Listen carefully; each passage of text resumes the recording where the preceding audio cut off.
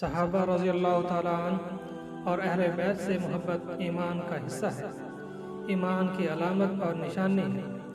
ان کی عقیدت رسول کریم صلی اللہ علیہ وسلم کی تربیت اور صحبت کی وجہ سے یقیناً رسول کریم صلی اللہ علیہ وسلم جیسا استاد معلم دنیا نہ دیکھ سکے گی، اور صحابہ جیسے عظیم شاگرد بھی کسی کے نہیں ہوں گے۔ جان نثار رسول کریم صلی اللہ علیہ وسلم سیدنا عبداللہ بن مغفر رضی اللہ تعالیٰ عنہ سے مروی ہے کہ رسول خدا محمد مصطفیٰ صلی اللہ علیہ وسلم نے ارشاد فرمایا، میرے صحابہ کے بارے میں اللہ سے ڈرو۔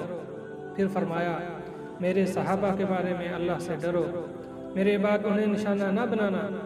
جس نے ان سے محبت کی اس نے میری محبت کی وجہ سے ایسا کیا، اور جس نے انہیں اذیت پہنچائی تو گویا اس نے مجھے ہی اذیت پہنچائی۔